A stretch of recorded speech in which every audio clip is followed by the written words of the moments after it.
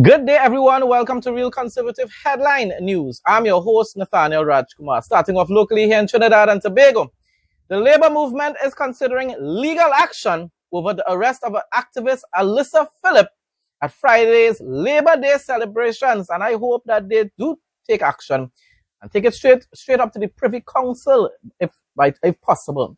And finally, we can know for sure if the police and the state and the government could abuse their authority to this extent, or really and truly how much of a democracy we really are, and what the Constitution says about this abuse of authority. If it is the Privy Council says, well, no, your Constitution does not protect you in this type of way, then we know for sure that we never really were a democracy to begin with. All righty then. At a news conference yesterday, the National Trade Union Center and the Joint Trade Union Movement announced they have engaged a senior counsel to review the circumstances surrounding Phillip's arrest, claiming her constitutional rights may have been breached. My response, it's time to take the TTPS to court in order to end the abuse of power.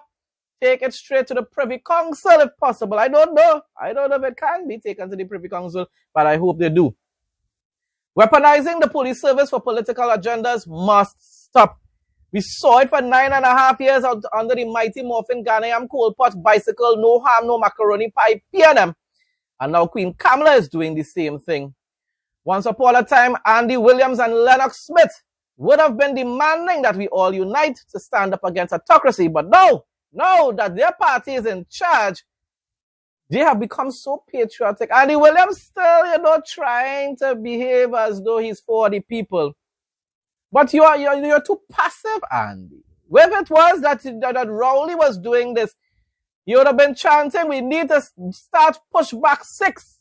No matter what, let us go out there and peacefully protest. That's all this young lady was doing with her mother, peacefully protesting. And she was invited to do so by the trade union leaders. And yet the UNC fanatics are now saying, yes, lock her up. For the same thing that we were doing for 9.5 years. The hypocrisy. God, I'm telling you, you think as though you can get away with this, UNC. And the political fanatics also said, especially those who are Christians, born-again Christians, blindly supporting what the UNC is doing right now. Thank God for grace, but that doesn't mean that you wouldn't be held accountable. That has nothing to do with your salvation. I don't think this is a salvation issue. But the same way how I end up standing consequences for my actions when I make certain mistakes in my life, you will also face the consequences for what you're doing right about now. Because you are showing yourself to be idolaters, you're worshipping the UNC government, and also liars. Because this is not a simple matter, right? I believe it has some constitutional issues in what transpired. I'm not going to pronounce it, and we are engaging senior counsel to discuss it so that they will guide us in terms of the constitutionality that we see that was breached by the police. He also rejected the police position that Phillips had no authority to participate in the march, arguing that citizens and activists have historically joined Labor Day celebrations. And he said he invited Phillip to march with the Seamen and Waterfront Workers Trade Union and questioned the legal basis for her arrest. The first point we have to pay attention to was the young lady allowed to make a statement before the march started as other trade unionists was allowed to do? Yes, she was allowed. Was the commissioner of police present when she was making the statement, another police officer? Yes. The fact that she was allowed to make a statement before the march started, where other labor leaders was allowed to make their statements, tells you something. So it is a contradiction. And he said he believes the incident highlights a wider concern about the relationship between citizens and law enforcement. He said the police role in Labor Day is focused on the route and not who participates. At what point in time they determined that the young lady and her mother could not participate in a march that was open to all citizens of Trinidad and Tobago? OWTO First Vice President Sati Gajda Innes also defended Phillip's participation, challenging police to identify who they consulted before claiming she was not authorized to march. They need to clearly identify who they would have spoken to and bring the evidence as such. The police service defended its action on Saturday, saying officers acted within their mandate, but they have not responded to today's media conference despite attempts to contact them. Otto Carrington, CNC3 News. Weather report for Trinidad and Tobago on Tuesday, June 23, 2026. Tuesday, June 23, 2026 in Trinidad and Tobago will feature partly cloudy conditions with scattered thunderstorms and a high temperature of 32 degrees Celsius. According to the Trinidad and Tobago Meteorological Service, the daytime low will drop to 25 degrees Celsius. Sustained easterly winds will blow at approximately 12 miles per hour, 19 kilometers per hour. Very high moisture levels averaging around 86% will make the air feel heavy.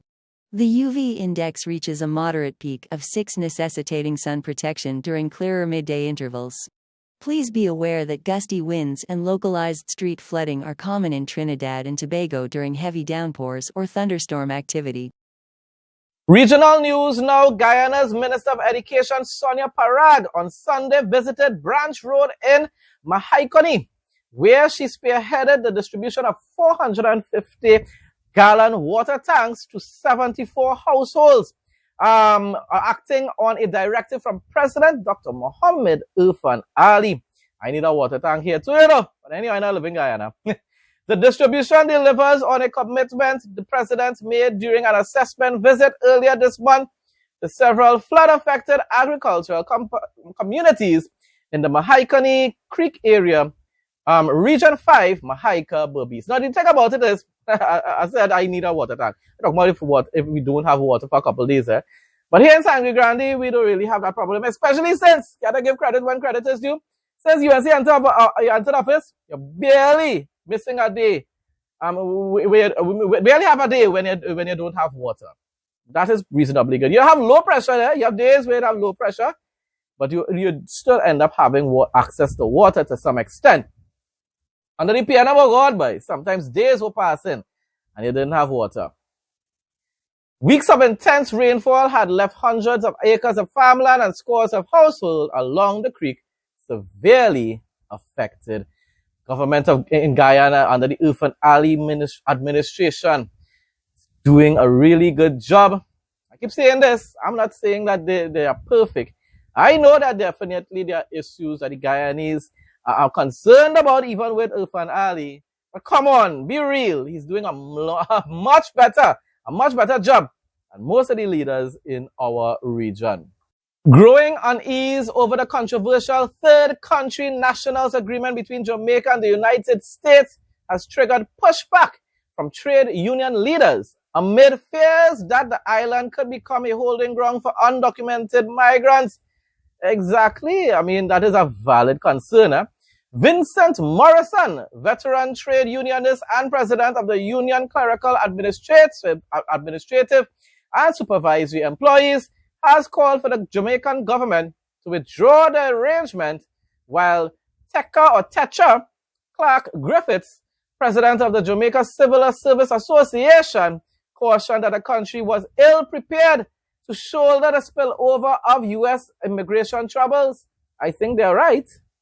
Jamaica have their own problems with crime. We have enough problems of our own here. You see what I just said?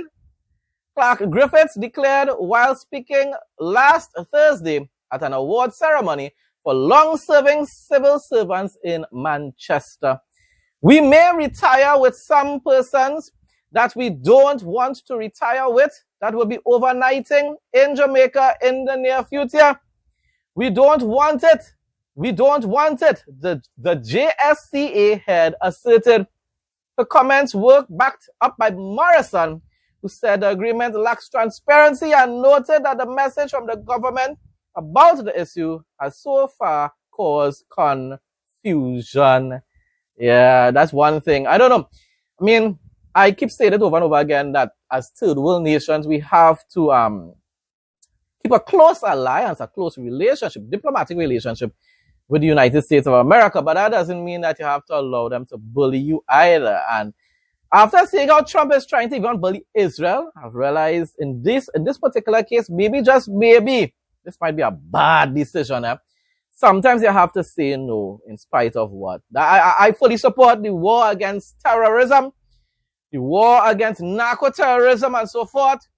I fully support protecting your borders, those kind of things. But people, you have to have limits. Promoters hosting carnival events in St. Vincent and the Grenadines will now be required to obtain an electrical inspection certificate. The announcement was made by Deputy Chief Electrical Inspector Lonzel Jones of the Electrical Inspectorate Division. Speaking at recently held news conference by the Carnival Development Corporation, Jones said that electrical safety at events has been a concern for several years. Yeah, because you don't want the place end up burning down, as we say in Trinidad. Prompting the introduction of people getting shocked or anything like that to electrocuted. But most of the times it's fire. Most of the times, right? Faulty wires and stuff like that cause things to spark and end up causing a fire. So speaking recently at a news conference held by the Carnival Development Corporation, Jones said that electrical safety at events has been a concern for several years, prompting the introduction of the certification requirement for this year's festivities. Jones explained that the Electrical Inspectorate Division is working closely with the police to enforce the new requirement. He urged promoters to comply with the necessary regulations and obtain certification through the prescribed application process. The new measure is aimed at enhancing public safety and ensuring that all electrical installations at carnival events meet the required standards before approval is granted. Now, before I go on with the rest of the news, I know a lot of people, the few people that watch my entire videos have noticed that I've cut down a lot on the regional news, and basically every day I highlight, during the week I highlight Jamaica and Guyana. But the rest of islands like St. Vincent and the Grenadines, Barbados, and Bahamas, I only highlight news from those islands once a week. And that's because I am the only one who puts all this information together. It's very time consuming. It takes almost the whole day, every day, in order to be able to do this. The recording part is basically the easiest part afterwards, but it's the putting together the organizing of all this information. It's one. I have the Real Conservative Headline News channel, which is this one. I have the Real Conservative News channel, and also I have Real Conservative News Highlights, which that particular channel is for like short videos, and therefore it's just basically each day I cover one particular topic. So on that channel, every day I will be highlighting news from a different island. So one day will be Trinidad, one day will be Jamaica, Guyana, and so forth, and also international news like Israel and the United States. But until in the future that I can afford to hire individuals to help me with the production of this content, I cannot I can't cover news from the rest of those islands on a daily basis. I have to do it one at a time. The Electrical Inspectorate basically wants to come to tell you guys that we are not here to be the party poopers. We're just here to make sure that the populace of St. Vincent continues to be safe. One of our issues is that persons keep asking, but nothing has happened over the years, so why are you guys just popping now? And that's exactly what we're trying to prevent something from happening. We have seen installations, and you'd forgive me from using the technical jargon, but these are installations of a temporary nature. These installations, we would have seen installations where there would have been exposed cables in water. We would have seen persons using compromised equipment. And of course, nothing happened. So nobody got shocked, so it never became an issue. But in the effort to protect the Vincentian populace, we want to make sure that persons do things correctly. And when you do things correctly, you protect the populace. How this process goes is that the event promoters would come into the inspectorate. We're located between Flow and Digicel and Ministry of Transport, Infrastructure and Public and Physical Planning. And you would apply for a notification of intent. You would use a notification of intent form, and that form, we would give you a temporary a pass so that you can get your permit from the police. What happens there, that form would tell us exactly what you're intending to do, how many lights, if you're using generators, whatever you're doing on the site. You will also be required to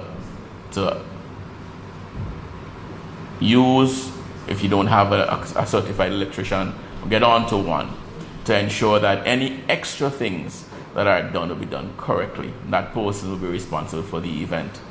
International news now. Robert F. Kennedy Jr. says the Trump administration is rolling out a major push to bring clinical trials, pharmaceutical investment, and medical innovation back to the United States as officials warn America is losing ground to China. Under President Trump's leadership, HHS is restoring America's position in clinical research. Israel needs to do the same as well, because you can't trust America either. Again, Israel. But I think they do a lot of research anyhow you take it in Israel already. We are modernizing outdated processes that slow innovation, and we build a foundation for the next generation of medical breakthroughs. We will continue to innovate. We will continue to lead. Israel is examining small withdrawals from southern Lebanon by the 6-mile line ahead of Tuesday's negotiations. Well, that's today, but insists the yellow line remains non-negotiable. So they're not going to leave Lebanon. They're just probably going to withdraw a little bit, but stay behind the yellow line. However, Israel has made explicit that the yellow line it maintains in Lebanon is essential for the security of northern settlements, because at the end of the day, people, what happens is that if it is Israel withdraws from the yellow line, the Hezbollah terrorists funded by the Iranian Ayatollah regime will cross that yellow line area and use it to set up camp to attack Israel. And everybody living in the northern part of Israel is going to have to evacuate permanently this time. Israel can't afford to allow that to happen. According to the report, no American request for IDF withdrawal from southern Lebanon has been received, and Israel is seeking to advance any reposition as an Israeli initiative rather than a response to Iranian pressure or external dictates. In other words, no matter what America tells them to do, they're not going to comply. Defense Minister Israel Katz issued a sharp clarification on X, stating Israel has no intention of withdrawal from Beaufort, which is an integral part of the security zone in Lebanon and essential for the defense of the Galilee settlements and IDF forces. He went on to say, as Prime Minister Netanyahu and I have clarified, Israel will not withdraw from the security zone in Lebanon. So people, the little compromises they're making is just to tell Israel, the IDF forces, kind of control yourselves, stay a little calm. You know, don't use excessive force unless totally necessary. And you know what? We will pull back a little bit. You want to compromise? We will compromise. And the thing about it is, Israel has been doing that from the time they became a nation, again, back in 1948. They have always made compromises with the world who despise them, world leaders who despise them. But you know what ends up being the case? Every time they make compromises, the terrorists, whether it's Hamas, whether it's Hezbollah, whether it's the Houthis, whether it's the IRGC and the Ayatollah in Iran, every time Israel says, well, we will give you all a little bit of what you want. You know what they do? Instead of making peace with Israel, these terrorists attack again and again and again and again. Because their agenda is not to make peace with Israel, it's to eliminate Israel. And that's what people in here in Trinidad and Tobago fail to understand. Bible quote of the day. Revelation 21:5 NIV. And I saw an angel coming down out of heaven, having the key to the abyss and holding in his hand a great chain. He seized the dragon, that ancient serpent, who is the devil, or Satan, and bound him for 1,000 years. He threw him into the abyss and locked and sealed it over him to keep him from deceiving the nations anymore until the 1,000 years were ended. After that, he must be set free for a short time. I saw thrones on which were seated those who had been given authority to judge. And I saw the souls of those who had been beheaded because of their testimony about Jesus and because of the word of God. They had not worshipped the beast or its image and had not received its mark on their foreheads or their hands. They came to life and reigned with Christ 1,000 years. The rest of the dead did not come to life until the 1,000 years were ended. This is the first resurrection. Folks, that brings us to the end of today's headline news. Thanks again to everyone who continues to support my content. Please like, comment, share, and subscribe. Stay blessed and stay safe most of all. In Jesus' name.